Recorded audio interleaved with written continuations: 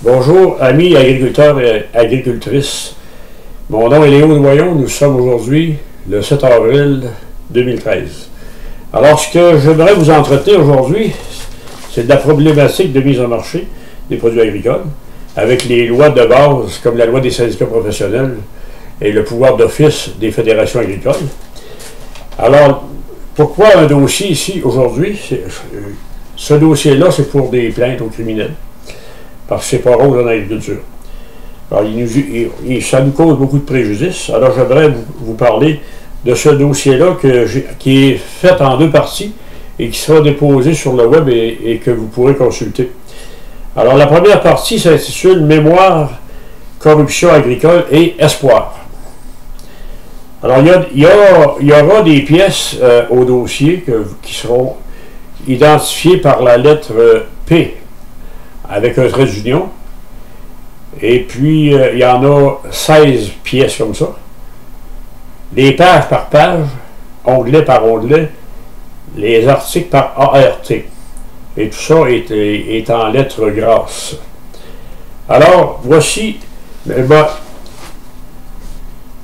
ça s'intitule, c'est-à-dire que les plaintes aux criminels sont directement adressées, on demande au Premier ministre du Canada d'intervenir auprès du procureur général, ministre de la Justice, pour porter les accusations aux criminels contre les institutions gouvernementales comme le ministère de la Justice, le Barreau du Québec, la Fédération des producteurs agricoles du Québec et l'UPA, la Financière agricole du Québec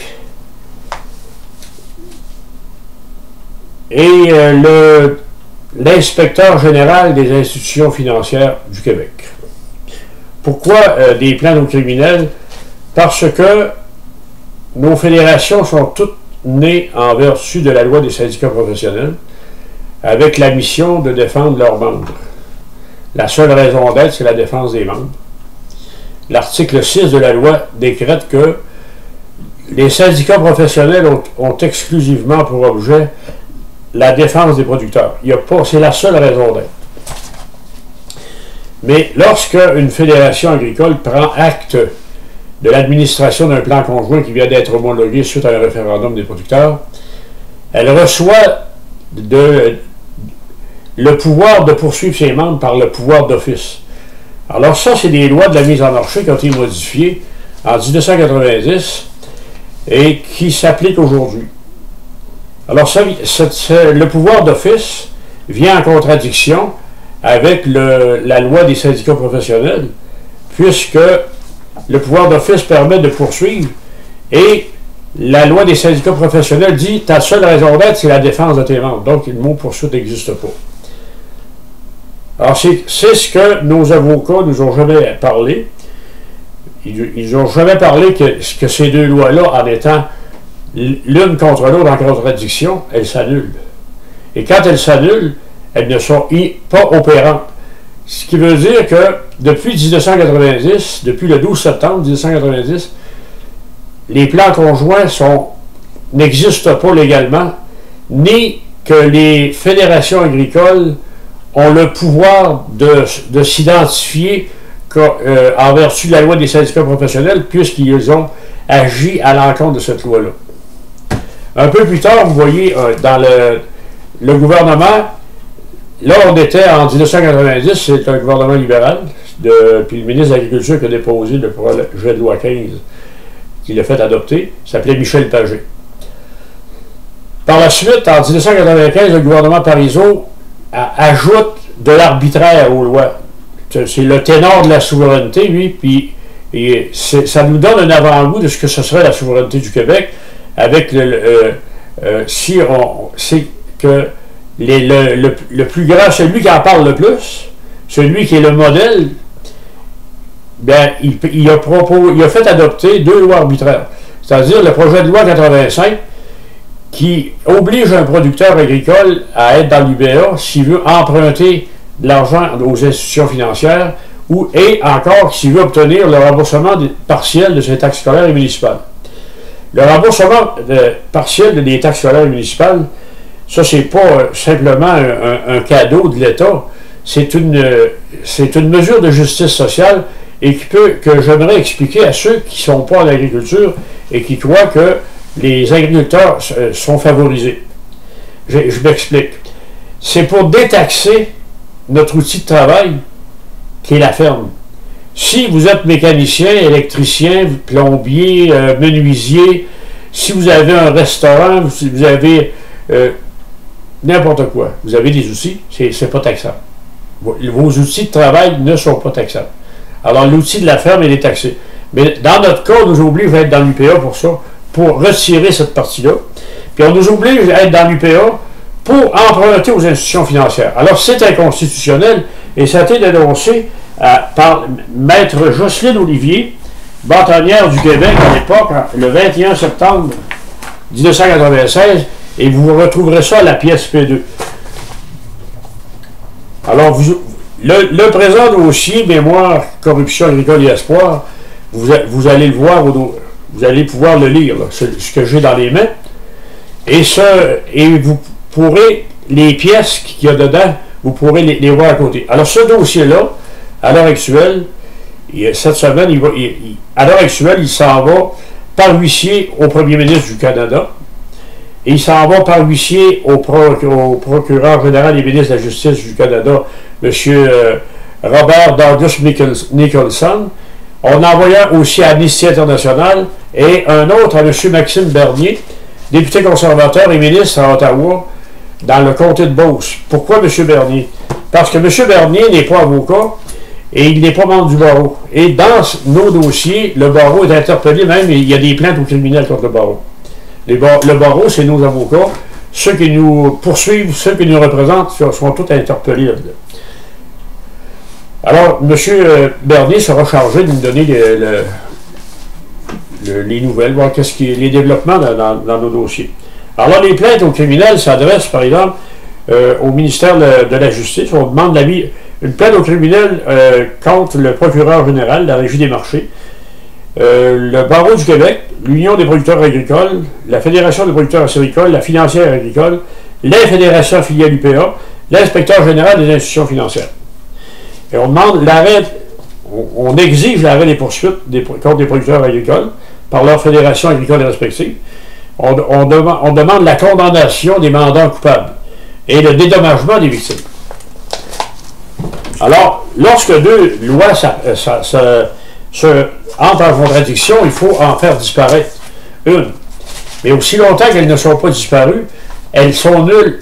Ce qui veut dire qu'il n'y a pas aucune représentativité syndicale à l'heure actuelle, ni plan conjoint légal. Parce que tout ça est rétroactif, là, au 12 septembre 1990. Autant pour les acheteurs que les producteurs. Là. Parce que lorsque vous ne représentez pas légalement des producteurs, vous ne pouvez pas non plus être poursuivre des acheteurs. Alors, il y a des recours assez importants pour ça.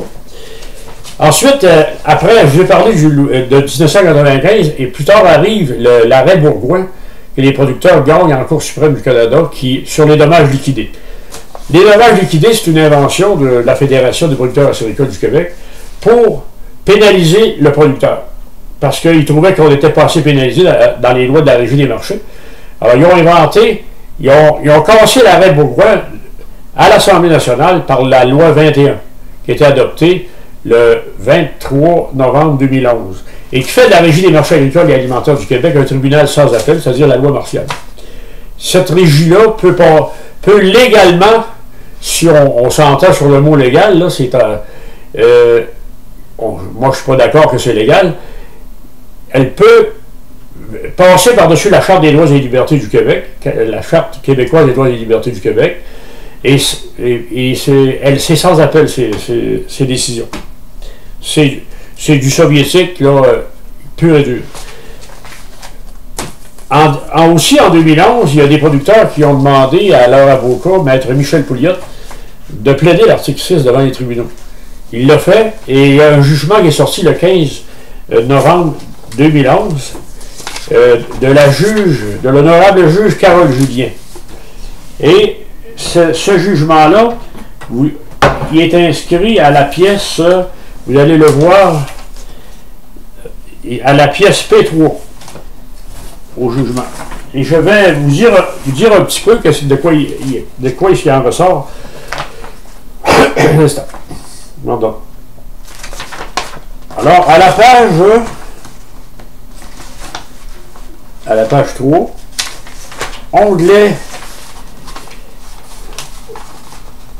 onglet 16,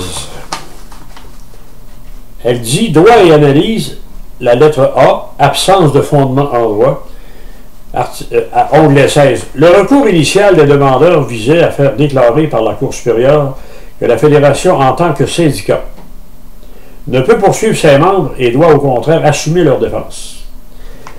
Elle dit ces allégations. Ces allégations de la occultent le fait que la Fédération agit en espèces non pas en tant que syndicat, mais en tant qu'office de mise en marché au sens des articles 64 et suivants de la loi sur la mise en marché des produits agricoles et alimentaires de la pêche, LRQ-CM-35.1. Si après la loi. À ce titre, la Fédération est chargée d'appliquer le plan conjoint et d'exercer les pouvoirs prévus aux articles 45 et suivants et 50 de la loi. Elle exerce également un pouvoir réglementaire prévu aux articles 92 et suivants de la loi.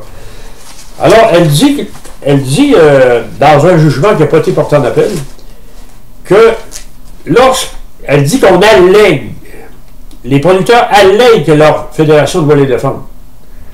Moi, je pense que ce n'est pas une allégation, c'est une exigence de la loi. C'est la raison d'être même des fédérations qui doivent nous défendre. Elle dit qu'elle allègue. Mais elle ajoute que lorsqu'elle administre les règlements de l'Office, qu'elle n'est pas syndicale. C'est un jugement de la Cour supérieure qui le dit. C'est vrai, quand on poursuit, le pouvoir d'office donne le droit de poursuivre. C'est certain que ce n'est pas syndical. Donc, ça vient en contravention de la loi des syndicats professionnels. Ce qui veut dire qu'il n'y a jamais eu de représentativité syndicale de nos fédérations agricoles depuis le 12 septembre 1990. C'est un jugement de la Cour qui le confirme. Alors, c'est rétroactif. Et tout ce qui arrive après, bien, ça nous porte préjudice parce que le barreau qui est fait d'avocats nous ont pas dit ça. Le procureur général, ministre de la Justice, ne nous l'a pas dit. Donc, on a été trompés. Ils n'ont pas dénoncé la loi en question à l'Assemblée nationale, ni le ministère de la Justice, ni le procureur général, ni les avocats. Ceux qu'on engage, ceux qui nous poursuivent, il faut qu'ils nous disent ces choses-là. Alors, d'ailleurs, l'article 44 de la Charte québécoise des droits et libertés dit qu'on doit être informé comme le prévoit la loi. Alors, ça n'a pas été fait, cette chose-là. Alors, vous avez, on est en face de lois arbitraires, puis on est en face de faux plans conjoints. Et les préjudices s'accumulent. Alors, ça ici, la pièce P1, ce sont c'est le cahier de l'Assemblée nationale, et les pages qui sont de 1 à, je dirais, les pages de 1 à 9 nous font la démonstration que la fédération, nos fédérations agricoles ont le pouvoir d'office de poursuivre. Tandis dans l'industrie de la construction, l'Office de la construction, l'OCQ, qui est devenu la commission de la construction qu'on appelle la CCQ, mais c'est l'Office pareil, elle ne relève pas de la FTQ puis de la CSN ou d'un autre syndicat, elle relève du ministère du Travail. C'est eux autres qui font les règlements. Donc, il n'y a pas de conflit d'intérêt. Tandis que dans notre cas, le pouvoir d'office devrait relever du ministère de l'Agriculture seulement. La même chose pour l'inspection des produits du sirop d'érable. L'inspection du sirop d'érable, à l'heure actuelle, ne se fait pas par le ministère de l'Agriculture, dans les barils. Là. Elle se fait par une firme indépendante choisie par l'UPA, par la Fédération des producteurs agricoles, et c'est pas bon pour la sécurité du consommateur. Parce que le MAPAC, il inspecte bien les produits agroalimentaires dans nos épiceries, restaurants, confiseries, pâtisseries, fromageries, n'importe quelle usine, n'importe quelle usine agroalimentaire, pourquoi est-ce qu'il ne serait pas capable d'inspecter le sirop d'érable? Alors, il y a un préjudice, un conflit d'intérêt là. Alors, ça tout ça, c'est du criminel, là. De créer deux lois, une loi qui vient en contradiction avec l'autre, c'est criminel. De nous créer, mais ce qui est criminel, l'Assemblée nationale peut le faire, mais ce qui est criminel, c'est que le ministère de la Justice et le barreau ne l'ont pas dénoncé. C'est ça qui est criminel. Ensuite, on nous crée une loi inconstitutionnelle on nous oblige à être dans l'UPA de force. Alors, nos avocats, membres du barreau, n'ont jamais plaidé l'article 3 de la Charte québécoise des droits et libertés qui parle de liberté d'association. Et on nous dit à l'UPA que là, je fais ma demande au syndicat de base, je ne veux plus être dans l'UPA, le conseil d'administration se réunit, bon, on veut être exaucé, je ne suis plus dans l'UPA, au nom de la liberté d'association, mais aussitôt que je ne suis plus là, on me crée des obligations, on me fait perdre mes assurances agricoles, on me fait perdre le droit d'emprunter de l'argent aux institutions financières, on me fait perdre le droit au remboursement partiel des taxes scolaires et municipales, et puis on m'oblige aux fédérations, comme la Fédération des producteurs de sirop d'érable du Québec, à livrer mon sirop-là, de remplir les contingents, de faire le cas de volonté, et si je m'objecte, je serai poursuivi jusque dans ma tombe et dans mes héritiers, et c'est ce qu'on appelle la liberté d'association du Québec. Alors, l'article 53 de la Charte québécoise des droits et libertés, que votre avocat ne vous a jamais parlé, décrète que si un doute surgit dans l'interprétation d'une disposition de la loi, il est tranché dans le sens indiqué par la Charte. Et votre avocat n'en parle pas. Et la Charte indique, article 3, liberté complète d'association. L'article 3 décrète aussi liberté d'expression.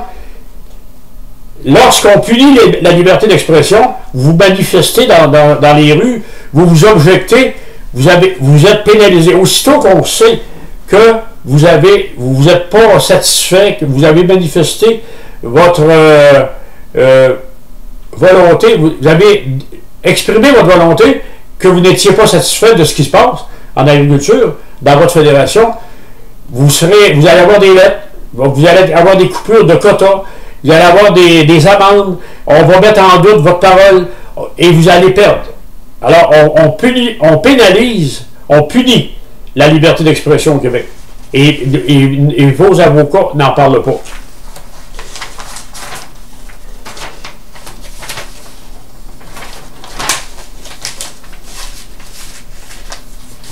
Alors, j'ai fait le parallèle avec l'industrie de la construction. Les fédérations sont devenues des agences de recouvrement, mais continuent de s'appeler des syndicats. Comme la Fédération des producteurs acéricoles, pour ne nommer que celle-là, c'est une fédération de syndicats. Ça s'appelle le syndicat acéricole de Beauce, le syndicat acéricole de la Côte-du-Sud, le syndicat acéricole du Bas-Saint-Laurent-Gaspésie, le syndicat acéricole des cantons de l'Est, de l'Estrie, syndicat acéricole du centre du Québec, syndicat acéricole de la Mauricie, syndicat acéricole de Québec, syndicat acéricole de la Naudière, syndicat acéricole de Saint-Hyacinthe, syndicat acéricole de Saint-Jean-Valleyfield et syndicat acéricole des Laurentides, de Oka jusqu'à Mont-Laurier. Alors, ce sont des agences de recouvrement.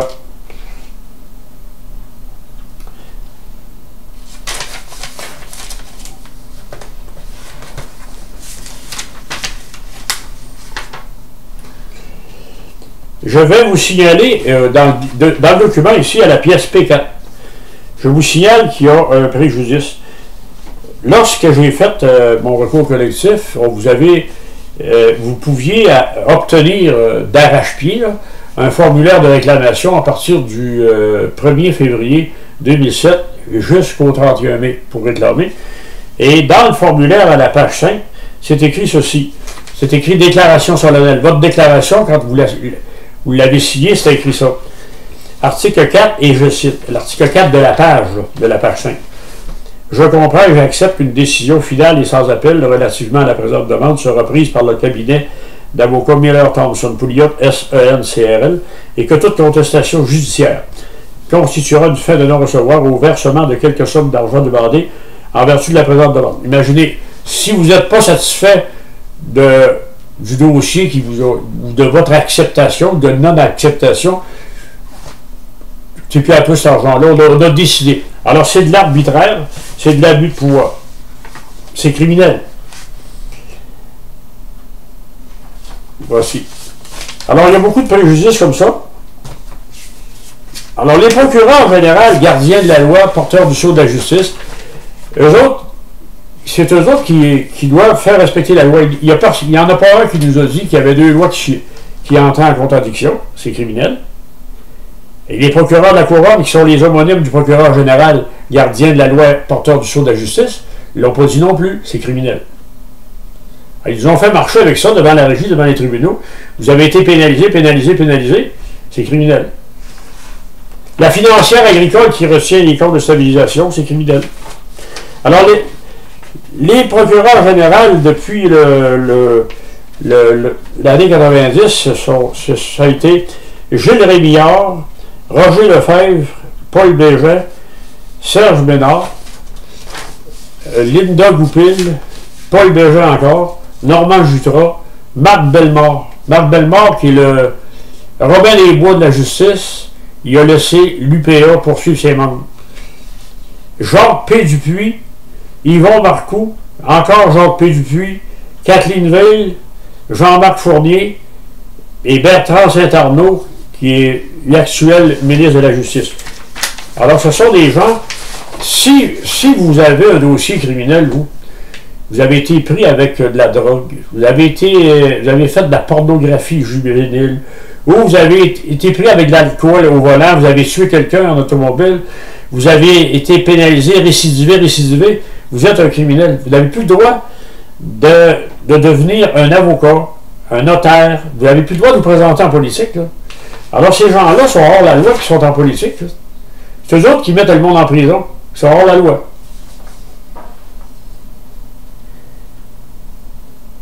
L'inspecteur général des institutions financières, lui, il est coupable de ceci. C'est que il doit voir à ce que la Charte des droits soit respectée.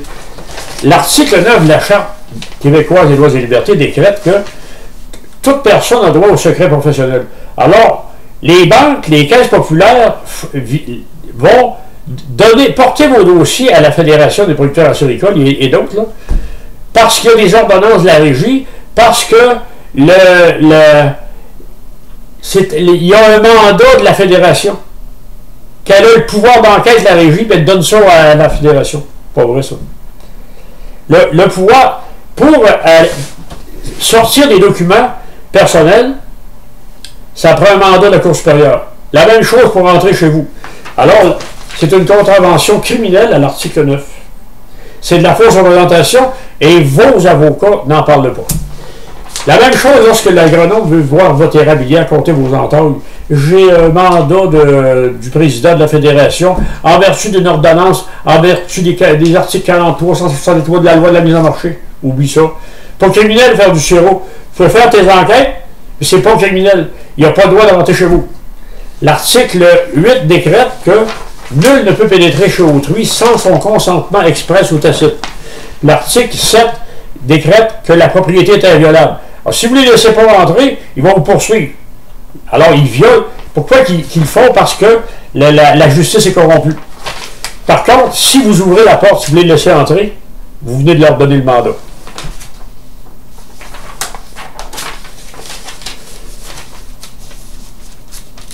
Alors, en résumé, ce sont les... c'est qu'il y a deux lois qui viennent en contradiction. C'est le M35, c'est-à-dire le pouvoir d'office, et la loi des syndicats professionnels.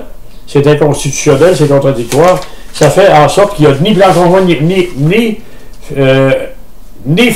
représentativité syndicale. Et c'est rétroactif. Hein? Alors, la loi 85, c'est inconstitutionnel d'être obligé d'être dans l'UPA pour retirer vos taxes, être obligé d'être dans l'UPA pour emprunter de l'argent. La loi 21 qui fait de la régie des marchés un tribunal administratif sans appel, c'est inconstitutionnel. Les régisseurs, c'est des icônes de l'UPA, des icônes régionales. Des gens qui ont, la plupart, n'ont aucune formation en droit. Ils ont été secrétaires de fédération du bois, du porc, du bœuf, n'importe quoi. Ils ont plus de pouvoir que la Cour suprême du Canada. Ça nous a été imposé. Alors, toutes les lois, beaucoup de lois de la Charte sont violées, comme ça. La liberté d'association, votre avocat n'en parle pas. La liberté d'expression, il n'en parle pas. L'article 53 qui vient nous dire s'il y a un doute, là, il faut retourner à la charte, il n'en parle pas. L'article 23, vous n'avez pas de procès équitable parce que votre avocat vous renseigne pas bien sur l'inexistence du plan conjoint, l'inexistence de la représentativité syndicale. Il est complice de ça, fortement complice. Il ne parle pas des lois de ces lois-là. Il ne les défend pas. Il continue de vous représenter. Puis il continue de vous donner de créer de faux espoirs en disant on t'avait de gagner, mais on ne gagne jamais. Ça finit jamais.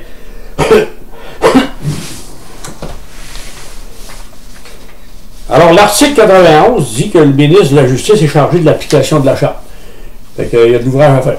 La Commission des droits de la personne du Québec est fiduciaire de la Charte. En conclusion, les lois entrant en contradiction l'une de l'autre portent préjudice aux producteurs agricoles. La Charte des droits et des libertés est violée dans tout ce qui touche tous les droits des producteurs par la couronne, le barreau, les institutions financières. Ce sont plus particulièrement les articles 3, 53, 7, 8, 9, 23, 44, 91. Il appartient aux producteurs, au procureur général du gouvernement fédéral, suite aux plaintes aux criminels que nous faisons parvenir, d'intervenir contre les institutions et de condamner les mandats coupables. Ensuite, la loi suivra son cours et les recours auxquels nous avons droit pour les préjudices subis. Les mises en tutelle et les condamnations devraient être appliquées sans délai. Les poursuites doivent s'arrêter. La liberté d'expression ne doit plus être punissable. Les victimes dédommagées, M. le Premier ministre du Canada, que la justice soit faite. Alors, il y a M. Harper a reçu ce dossier-là par huissier. Le ministre Nicholson aussi. Amnesty International l'a eu. Et M. Maxime Bernier aussi. En main propre, là. Alors, ils ne peuvent pas dire qu'ils ne l'ont pas eu. Ils l'ont eu. Alors, je vais vous référer à des pièces que j'ai ajoutées à la fin, parce que j'ai la pièce P12 qui est le jugement que j'ai gagné en recours collectif. Il y a 18 pages. Et puis, à la page 3, vous verrez que déjà, on parlait de loi des syndicats professionnels, l'article 6. C'est bien indiqué ici. Alors, c'était tous les avocats le savent. Ensuite, vous avez ici la P13. P13, ça, c'est le rapport Pronovo.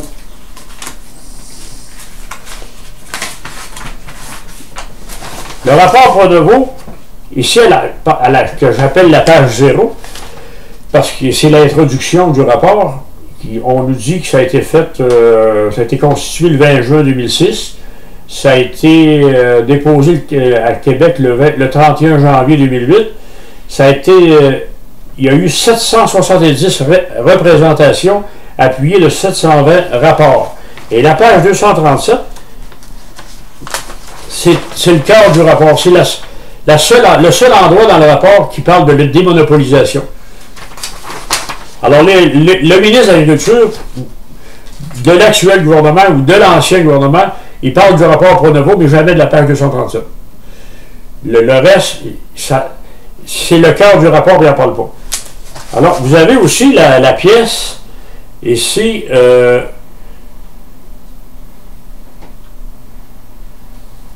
la pièce 14. La pièce 14, moi j'ai comme principe, lorsque je fais la critique de quelque chose, je présente une alternative, j'essaye de présenter une alternative, et en 2001, on a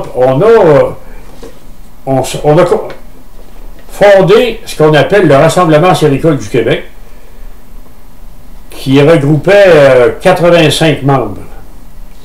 Et on a négocié des prix avec un acheteur, on a livré 3 millions de livres à cet acheteur-là. Parce que lui, il a besoin d'approvisionnement pour ses marchés. Et l'entrepôt où on mettait notre sirop, c'était soit la cabane à sucre, notre garage. C'était ça l'entrepôt. Fait comme ça, parce que nous, on croit que celui qui détient les inventaires détient le pouvoir de négociation. Et lorsqu'on va porter notre inventaire à quelqu'un d'autre, on lui donne notre pouvoir de négociation. Alors le sirop, il est payé cash, il y a un prix de base.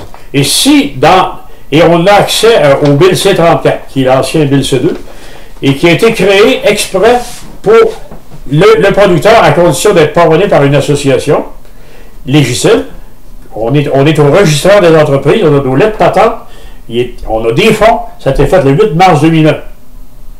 Il a fonctionné en 2001, mais en 2002, l'Agence de vente nous a arrêtés. Alors, le Bill C-34 s'applique, il est fait pas pour un canal unique, il est fait pour le producteur. Et ça, la Fédération des producteurs agricoles s'en est emparée. Lorsque vous livrez votre sirop à l'acheteur, l'acheteur est obligé de payer le sirop cash à la Fédération, qui, elle, ne vous paye pas et qui vous prête l'argent du Bill C2, du Bill C-34. Puis quand elle vous en remet un petit peu, elle vous coupe l'autre, le Bill C2. Alors que vous pouvez en disposer vous-même, parce que le Bill C2 il est fait pour vous. Le Bill C-34, qui est devenu Bill C-34. Alors, exemple, il reste, nous, à reconstituer le conseil d'administration.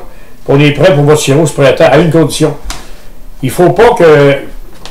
si on négocie un prix, on reforme le groupe. Si on négocie des prix dans le sirop d'érable avec des acheteurs, lui, il veut être certain, là, quand il va vous le payer cash dans la maison chez vous, qui est rendu chez eux, qui ne se le fera pas saisir. Alors, il va falloir venir le défendre dans la rue, et ça va être au chute de la rivière Chaudière. La même chose, les producteurs de bovins et de porc, vous allez pouvoir vendre avec des associations comme ça, vous pouvez vendre dans l'étable et au prix du marché, quand vous voulez. Et chacun définit ses politiques. Et si vous arrive un acheteur qui achète un animal chez vous, il va vous le payer là. Vous n'êtes pas obligé d'aller à l'enquête. Si lui veut y aller après, il peut y aller. C'est pas défendu, ça. Mais vous aussi, vous pouvez y aller. Mais lui, il peut aller, il peut vendre il peut aller revendre votre animal là-bas. Alors, je vais essayer de vous montrer un peu à quoi ça ressemble cette chose-là. Vous voyez que ça a été fait le 8 mars 2001. C'est écrit lettre patente. Alors c'est ça on a ça. C'est notre plan conjoint.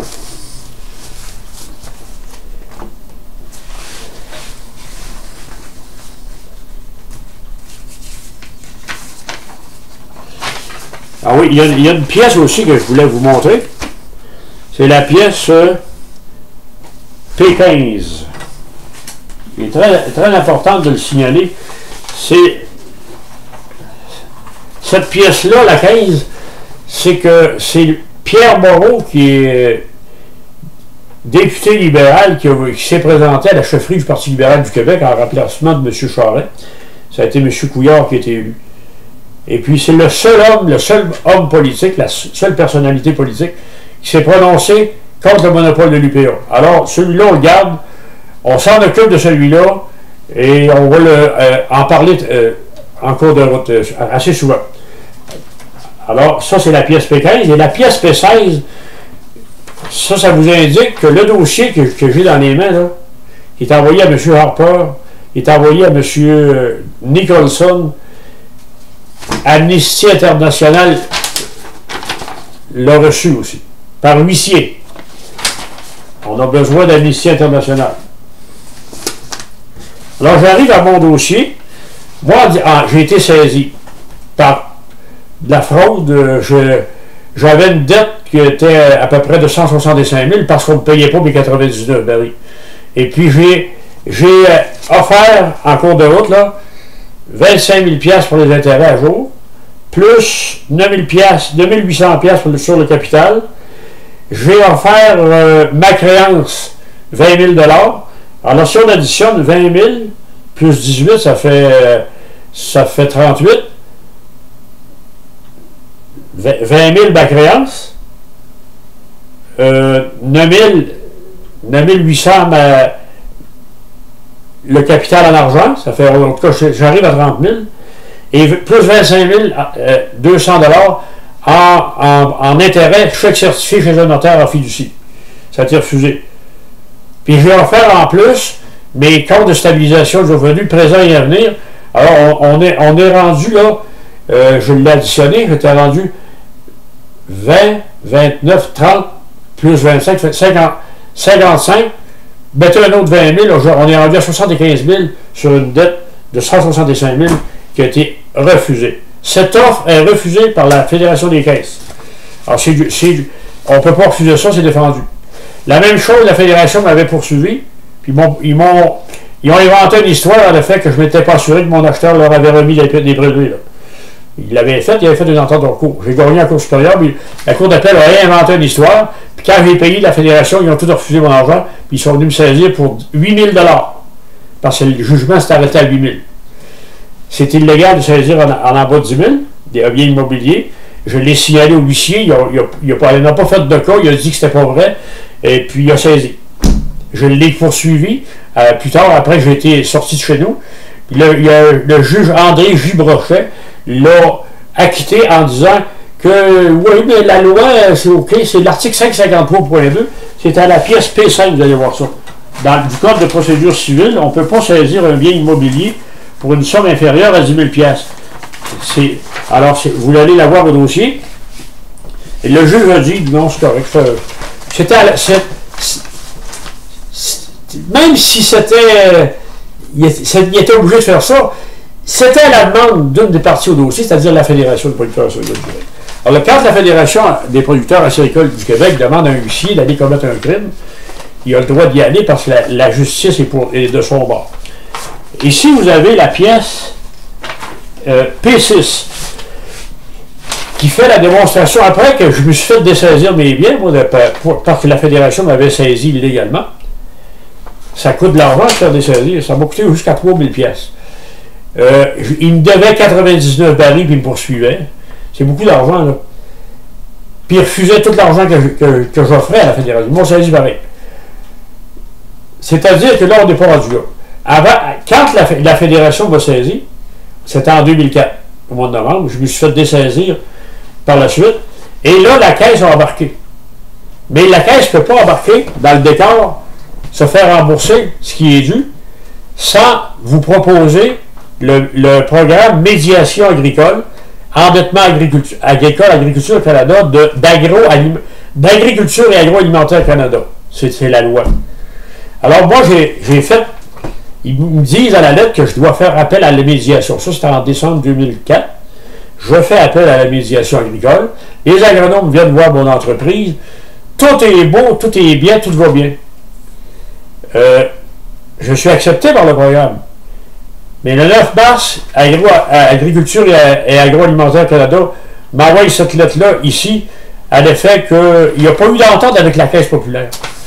S'il y a un programme, les institutions financières ne peuvent pas le refuser parce que s'ils pouvaient le refuser, il n'y aurait pas de programme. Donc, je me suis fait mentir par le Roger Dionne qui a signé ça. Il ne m'a pas défendu. C'est criminel. Et je me suis fait mentir par la Caisse aussi. Alors, on était le 9 mars 2005. Le 25 avril 2005, ma Caisse populaire remet mon dossier entre les mains de la Caisse de Lévis. Et le 20 juin 2005, à Saint-Georges-de-Beauce, au Centre financier aux entreprises de la Caisse populaire, je suis convoqué ou je convoque une réunion.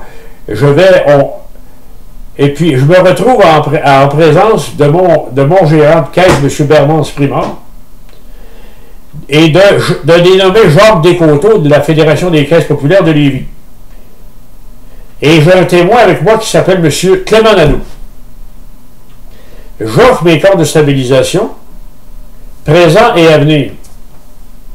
Ça ne les intéressait pas. Ma créance qui m'est due là, dans le sirop, parce qu'on est en 2005, j'ai gagné en cours supérieur le 24 janvier 2000. La Fédération est allée en appel avec des délégués qui n'avaient jamais venu au procès. Ils ont donné le feu vert. Ça ne les regardait pas partout. Puis ils ont fait ça pareil.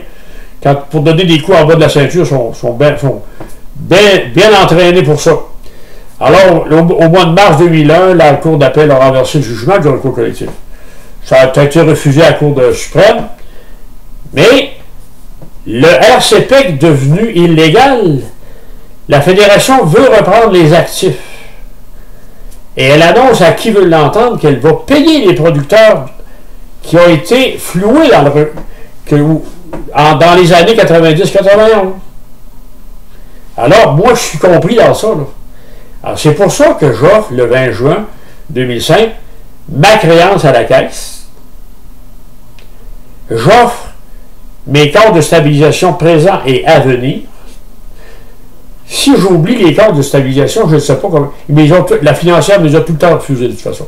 Parce que c'est un comité de l'UPA qui s'occupait de gérer ça, de voir si on était apte à les recevoir. Alors, la financière, c'était présidé par Laurent Pellerin, c'est un organisme public, il n'y a pas d'affaire là. Lui, il était à la tête d'entreprises privées, il n'y avait pas d'affaire là, lui. Conflit d'intérêts, criminel. Alors, j'offre une créance qui vaut 20 000 pièces. Je sors dans mon porte-document une somme d'argent que personne n'avait vu venir, même pas mon témoin à côté. Je mets 9 800 pièces en argent sur la table. Là, le Jacques Descoteaux de la Caisse de Lévis me dit: à quelle place que vous avez pris ça, cet argent-là? Il n'y en avait pas l'automne passé. Alors, je me retourne vers mon gérant de caisse et je dis: monsieur Primard, dis donc à quelle place j'ai pris l'argent. Alors, monsieur Primard, il n'était pas rasant. Mais si vous êtes pas capable de le dire, on va vous le dire, moi. Ça se pourrait-tu que cet argent-là, ça serait l'argent du fruit de la vente de mon sirop d'érable que j'ai produit ce printemps 2005? Ça se peut-tu, ça? Pourquoi vous ne dites pas, si vous dites, monsieur Primard, mon gérant de caisse, s'était occupé de moi, là, il ne se serait pas débarrassé de moi, là, il aurait su d'où venait l'argent. Parce que Descoteaux, lui, il reste à Lévis. Puis à Lévis, tout ce qu'il voit, c'est le fleuve Saint-Laurent puis le château Frontenac. Il ne sait pas qu'on fait du sirop d'érable par ici. Alors, il a dit: on n'a pas besoin de votre argent. Comme ça, Descoteaux me dit ça. Refus des comptes de stabilisation, refus de la créance, refus de mon argent cash. On part, on s'en va. Et j'arrive le 5 juillet chez un notaire avec 25 216,09 $, avec un chèque certifié. Ça, le 5 juillet, les intérêts, ça valait ça ce jour-là. Je le dépose en fiducie chez le notaire pour le compte de la Caisse populaire. Elle l'a refusé. Cette offre est refusée, monsieur le banquier. Ceci étant dit, il y a des lois qui, là-dessus, c'est criminel de refuser une dette, le paiement d'une dette, ça. On me refuse l'endettement agricole, on refuse de prendre mes comptes de stabilisation, on refuse 9 800 pièces, puis on refuse tous les intérêts. Ah! Alors, monsieur le procureur général du Canada, vous allez vous occuper de ça. On va voir à ce que vous vous occupez de ça. Je vais vous dire la suite après. Alors, arrive mon procès au mois de mai 2006, le 8 mai. Alors, le juge Claude C. Gagnon, qui est le juge en question, il écoute des témoignages, lui, puis il rend son jugement le 12 mai 2006. Ils sont assez vite chez Patin, les gars. Et puis, je vais aller voir qu'est-ce qu'il dit, monsieur le juge. Dans son jugement, à la page 2 du jugement, ça c'est la pièce, je pense que c'est P8. Vous allez voir un jugement à P8, là.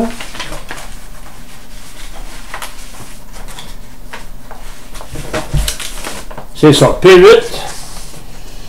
Il dit ceci.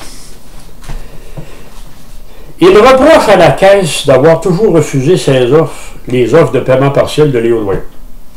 Il rappelle ainsi qu'il a déjà proposé 9 000 pièces. C'est admis par la Caisse là-bas, là, En témoignage, ils n'ont pas nié ça parce que j'avais des témoins. J'avais un témoin. En liquide, puisqu'il a déposé 25 000 dans le compte en fidéocommis du notaire. Et à la pièce P7, vous avez le papier du notaire qui dit que j'ai déposé le compte et que la caisse a refusé. C'est le 9 août 2005. Là, on est en 2006, on est dans le jugement du 12 mai 2006. Et que la caisse a fait la sourde d'oreille à ses offres. Il lui fait aussi grief d'avoir participé à la médiation. La caisse a participé à la médiation comme le veut la loi, sans avoir l'intention de parvenir à un règlement équitable. Puis il réfère à sa dernière proposition contenue dans une lettre du 2 mai 2006, par laquelle il désire céder à la Caisse ses comptes de stabilisation du revenu et sa créance à l'égard de la Fédération des producteurs acéricoles du Québec. Alors, quand je vous ai additionné ça tantôt, j'arrivais à 55 000 argent sonnant. Ça, c'était à part de mes comptes de stabilisation. Et si endettement agricole avait arrivé, j'avais tout là. Mais on m'a tout refusé.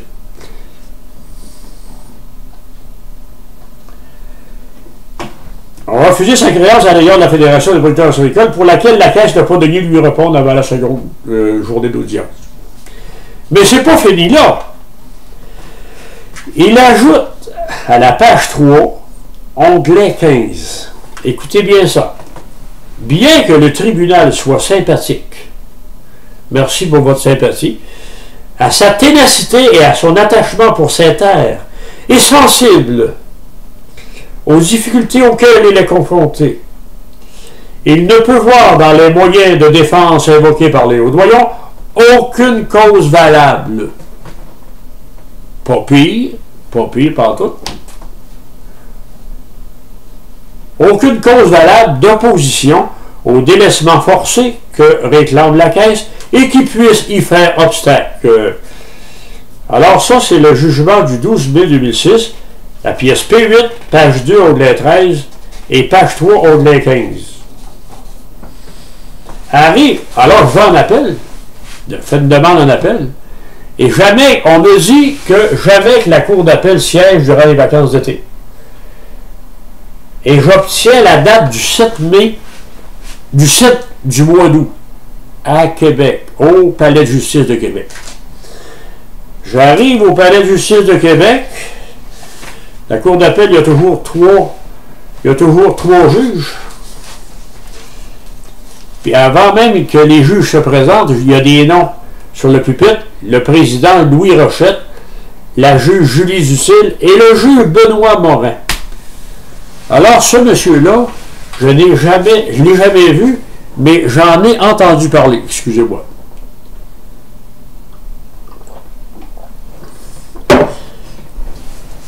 Ce monsieur-là, quand mon recours collectif commence officiellement le 16 avril 1996, ça dure longtemps, il y a des autorisations, ça change de juge.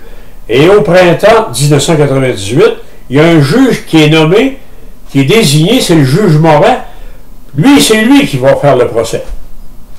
Alors, le juge Morin avait travaillé pour le ministère de l'Agriculture avec le sous-ministre Guy Jacob et Michel Pagé, ministre de l'Agriculture, pour la création du RCPEC avec la Caisse populaire et la Fédération des citadelles pour casser les prix et nous voler notre sirop, votre sirop. Ça, c'est le juge Morin qui avait fait ça. Il avait travaillé avec la Fédération des Caisses populaires que je poursuivais en recours collectif. Comprenez comment ça marche, là? Alors, mes avocats lui en ont parlé. Êtes-vous à l'aise avec ça? Ils m'ont dit, s'il n'est pas à l'aise, il va se récuser. Alors, vous allez voir à la pièce P9, récusation. C'est le juge Morin qui s'en va chez eux parce qu'il n'est pas à sa place. Donc, parce qu'il y aurait été un conflit d'intérêt et ça a été soulevé. Mais là, rendu au 7 août 2006, devant la cour d'appel, il est là, lui, là. C'est les mêmes acteurs qui sont là. En 98, je poursuis les caisses populaires, la Fédération des caisses, et le juge Morin, il est là. Et 8 ans plus tard, il est à la cour d'appel. Et là, c'est les caisses qui poursuivent. Et le juge Morin, il est là. Je me lève, je dénonce la situation. C'est de la corruption, ça. Je lui dis qu'il est en conflit d'intérêts, puis je lui parle de son histoire que je viens de vous parler là. Et je me rappelle trop bien, dans ma tête, que le 21 mai 98, il a démissionné. Et puis j'ai le papier à la maison. Et vous allez le voir sur le web. Yes. Alors, il m'écoute silencieusement, les 3 juges, et il se retire 5 minutes, et il revient dire ceci. Ce ne sera pas long, je vais vous dire ça. Alors, le président Louis Rochette dit ceci. Après étude de la requête et audition des parties, la Cour est d'avis que l'appel ne présente aucune chance raisonnable de succès. Bingo, salut, bonjour, votin, fait de l'air. Ils ont lu le jugement de Claude Ségagnon où il est prouvé que j'ai offert au moins 55 000 $ en argent sonnant, puis tout compté, j'étais rendu au moins à 75 000, ça comme une scène, là. J'étais déjà à moitié de la dette. Pas si mal pour un gars qui fait pas ses paiements.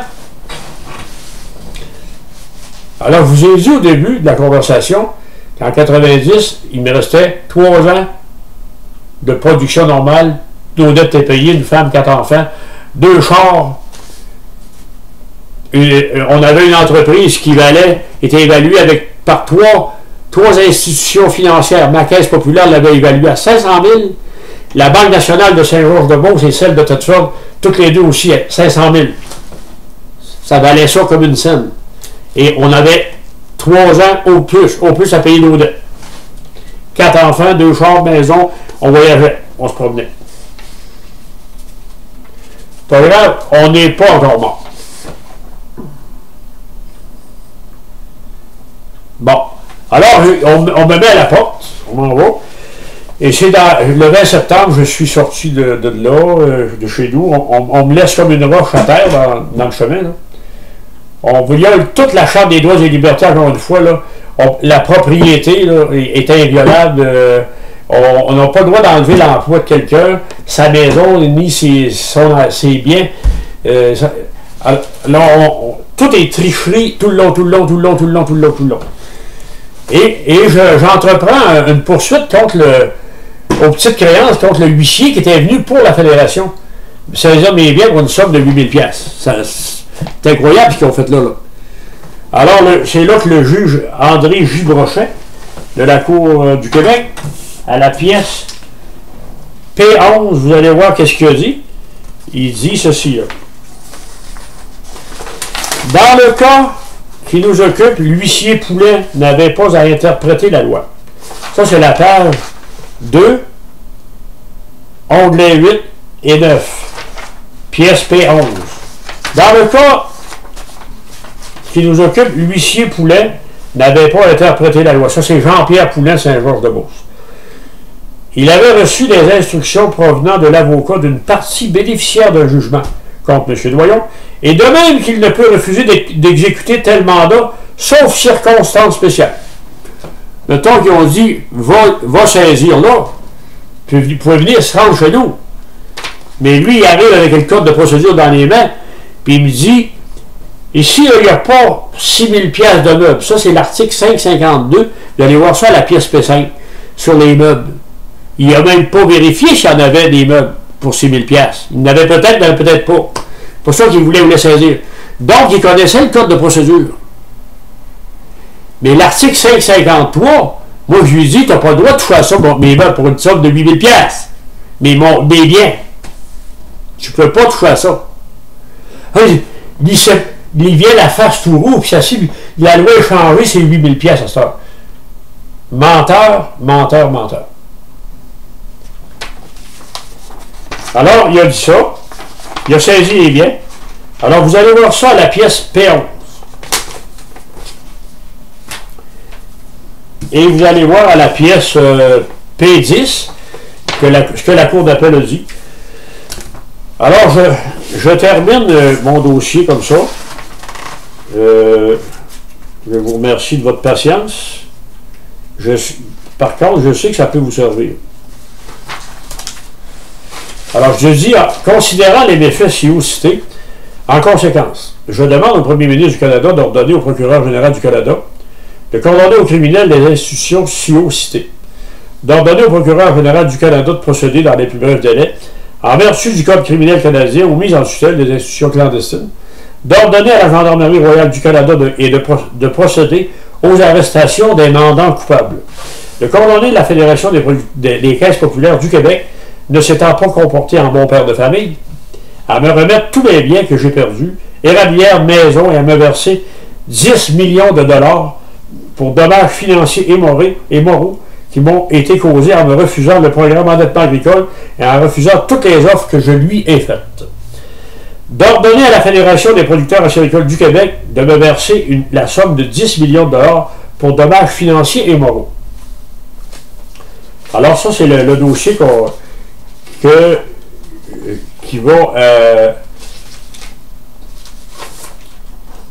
qui est acheminé par huissier aux caisses populaires, au Premier ministre du Canada.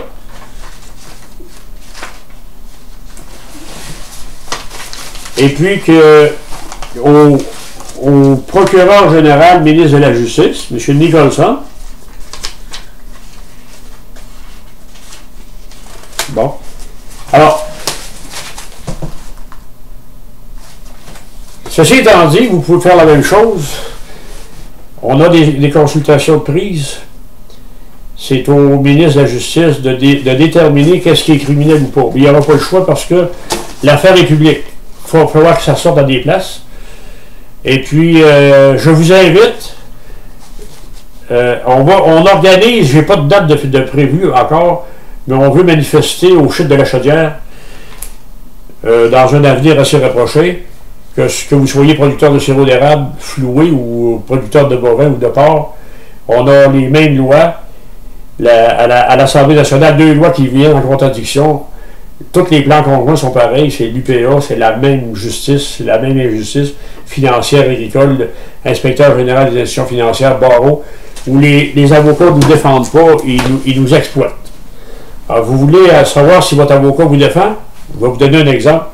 Les producteurs de sirop d'érable, entre le 1er janvier et le 1er mai, on entaille puis on produit. Puis vous voyez des causes à la Régie des marchés continuellement, puis jamais que les avocats les font remettre. Ça, c'est un signe de complicité. Moi, j'ai parrainé un couple, j'ai aidé un couple, j'ai accompagné un couple en 2009, des Bois-Francs, qui était demandé à la Régie le 19 mars. On l'a fait remettre la cause à la fin de mai. Les avocats ne le font pas. Non. Les avocats qui laissent la Régie des marchés attendre 2, 3, 4 ans, 5 ans pour rendre une décision. C'est 90 jours. C'est un signe de complicité. Vos avocats qui vous ont jamais informé, jamais dit que 2 lois entraient en contradiction, qui n'ont ni plan conjoint ni représentation syndicale, c'est des complices. Ils connaissent la loi. D'ailleurs, je vous ai montré la pièce P12 là, de mon recours collectif, page 3. Vous allez voir que les avocats parlent de la loi des syndicats professionnels, puis il n'y a pas un avocat qui ne l'a pas vu, ce document-là. Là. Quand il n'y a personne d'entre nous qui n'a pas entendu dire un jour que nul n'est censé ignorer la loi. Alors, est-ce qu'on devrait finir la phrase en disant « sauf le ministre de la Justice et le barreau et les tribunaux », on pourrait peut-être ajouter ça, hein? Les institutions financières ne savent pas la loi. Même les analphabètes ne sont pas supposés d'ignorer la loi. Là. Mais le gardien de la loi, porteur du sceau de la justice, procureur général, procureur de la couronne, avocat, membre du barreau, juge de la Cour supérieure, de la Cour d'appel, eux autres peuvent ignorer la loi. Ils ignorent la loi. Pas, ils peuvent, ils l'ignorent. On va leur montrer la loi. ben c'est vrai qu'on va leur montrer la loi. Montrons-leur la loi. La loi, c'est la rue. La rue, c'est la loi. Il n'y a plus rien que celle-là qui reste. Puis à l'heure actuelle, il y a des avocats qui se ramassent un pote dans une organisation, là, puis ils ramassent de l'argent sur du monde qui sont avec de se faire saisir par la financière agricole. Là. Puis j'ai dit juste quelques mots. J'ai su déjà qu'ils n'ont jamais parlé de la loi des syndicats professionnels puis du pouvoir d'office, qui annule tout ça. Alors, il faut sauver ces entreprises-là. Alors, au chute de la chaudière qu'on va aller, et au chute de la chaudière, on commence par arrêter toutes les poursuites. Parce qu'on a notre permis. Il n'y a personne qui peut nous empêcher d'aller là. Mais on n'y va pas les mains nues, là. On y va avec de la machinerie. Moi, j'ai ces dossiers-là pour vous. J'ai la volonté, puis je veux les biens, puis je vous demande votre aide. J'ai besoin de vous, puis vous avez besoin de moi.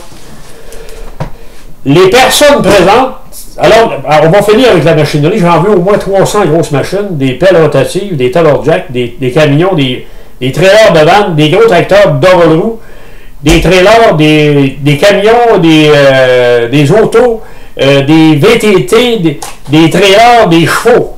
Il y a des calèches qui se promènent à Québec avec des chevaux, on va emmener des chevaux.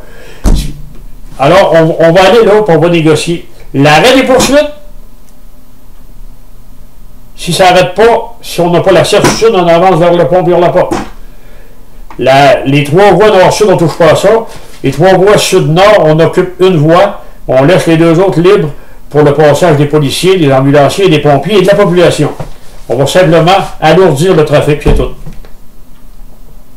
Mais on va les avertir longtemps d'avance. Ils commencent à l'être. On va négocier l'arrêt des poursuites et les menaces de poursuite. On va arrêter que la liberté d'expression soit punie. On va exiger la liberté d'association et la liberté d'expression.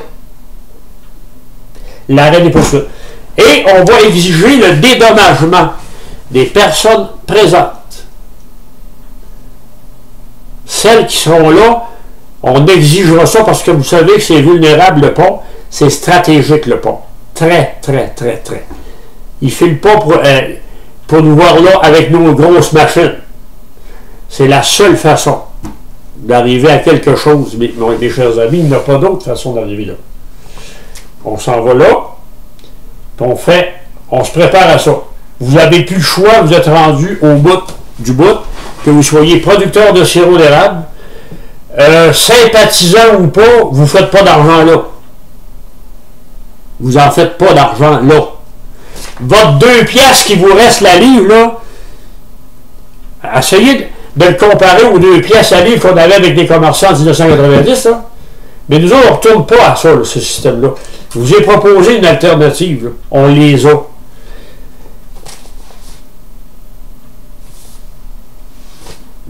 En 1990, on payait l'huile à chauffage 55 cents le litre.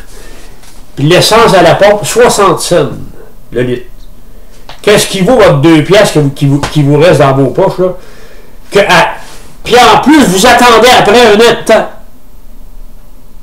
Ils sont dans l'illégalité totale, unitotale. Totale.